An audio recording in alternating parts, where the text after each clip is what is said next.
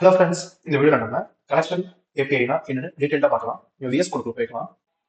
Okay,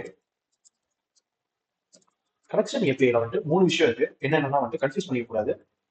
collection API இது ஒரு கான்செப்ட்னு சொல்லுவாங்க. ஓகே, நெக்ஸ்ட் என்ன இருக்குன்னா வந்து கலெக்ஷன், இது என்ன சொல்லுவாங்கன்னா வந்து இன்டர்ஃபேஸ்னு சொல்லுவாங்க.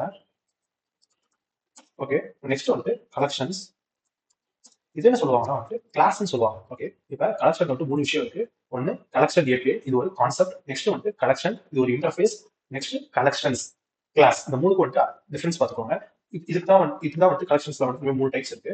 ஓகே, கமெண்ட் பண்ணிக்கிறேன். ஓகே, கலெக்ஷன்ஸ் வந்து நம்ம எதுக்கு யூஸ் பண்றோம் அப்படின்னு கேட்டீங்கன்னா வந்து இப்போ சிம்பிளா வந்து இப்போ நார்மல் ஸ்ட்ரக்சர்ல இருந்து நம்ம டேட்டா ஸ்ட்ரக்சர் அல்காரிதம் அதெல்லாம் யூஸ் பண்றப்ப கலெக்ஷன் ஏபிஐ யூஸ் பண்ணும்போது நமக்கு ஈஸியா வந்து நம்மளால கோட் எழுத முடியும். Okay, for example int a equal to 10 கொடுத்துருங்க. இப்போ நம்ம வந்து இன்ட் ஏல வந்து ஒரு 5 வேல்யூ ஸ்டோர் பண்ணணும் அப்படின்னு நம்ம என்ன பண்ணுவோம்னா வந்து int A array equal to new int array 5. Okay, இந்த மாதிரி கொடுப்போம். இப்படி கொடுத்தா என்ன ஆகும்? இந்த ஏன்ற அரேல வந்து 5 வேல்யூ நம்மளால ஸ்டோர் பண்ண முடியும். Okay, fine. இப்போ இந்த 5 வேல்யூவை நான் வந்து திடீர்னு 10 வேல்யூ ஆகணும் அப்படின்னு நம்ம என்ன பண்றது? திரும்ப நம்ம ஃபர்ஸ்ட் வந்து int a equal to new int of 10 இப்படி ஸ்டோர் பண்ணணும். இந்த வேல்யூ நான் ரிட்ரைவ் பண்ணணும் அப்படின்னா வந்து இதோட வேல்யூஸ் எடுத்து நான் வந்து இங்க போட்டு ரிட்ரைவ் பண்ணணும். இவ்வளவு கஷ்டப்படணும். நான் வந்து ஒரு வேல்யூ நான் ரிட்ரைவ் பண்ணணும், ஒரு வேல்யூ நான் யூஸ் பண்ணணும். ஆனா அரேஸ்ன்றது ரொம்ப முக்கியமான கான்செப்ட் தான். ஆனா வந்து அரேஸை தாண்டி நம்ம கிட்ட நிறைய இருக்கு. For example stock. இப்ப ஸ்டாக் என்ன பண்ணா வந்து ஃபர்ஸ்ட் இன் ஃபர்ஸ்ட் அவுட்.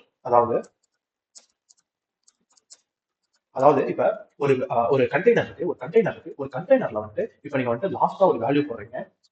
போடுற வேல்யூவை ஃபர்ஸ்டா நீங்க எடுத்துறீங்க. அதாவது ஃபர்ஸ்டா ஒரு வேல்யூ போடுறத திரும்ப ஃபர்ஸ்டாவே எடுக்கிறீங்க. அது பேரு ஃபர்ஸ்ட் இன் ஃபர்ஸ்ட். இன்னொரு தடவை சொல்றேன் ஸ்டாக்னா என்ன. இப்ப லாஸ்டா ஒரு வேல்யூ, அதாவது வந்து ஒரு கண்டெய்னர் இருக்கு. கண்டெய்னர்ல வந்து முதல் போடுற வேல்யூவை முதவே எடுத்துக்கிறீங்க. அதாவது கடைசியா போடுற வேல்யூவை நம்ம ஃபர்ஸ்டா எடுத்துக்கிறோம். அது பேர் தான் ஃபர்ஸ்ட் இன் ஃபர்ஸ்ட் அவுட். இப்ப நெக்ஸ்ட் நம்ம என்ன பார்க்க போறோம்னா கியூ பார்க்க போறோம். இது என்ன பண்ணணும்னா வந்து லாஸ்ட் இன் ஃபர்ஸ்ட் அவுட். அதாவது நம்ம 5 வேல்யூ வந்து ஒரு கண்டெய்னருக்குள்ள போடுறோம். இது என்ன பண்ணலாம் வந்து 1 2 3 4 5 வந்து 5 வேல்யூ போட்டிருக்கோம். நம்ம 5வது போட்ட வேல்யூ ஃபர்ஸ்ட் எடுக்க முடியாது. நம்ம ஃபர்ஸ்ட் போட்ட வேல்யூ தான் ஃபர்ஸ்ட் எடுக்க முடியும். அதான் லாஸ்ட் இன் ஃபர்ஸ்ட் அவுட். ஸ்டாக்னா வந்து இப்போ 1 2 3 4 5 5 பால் போடுறோம்.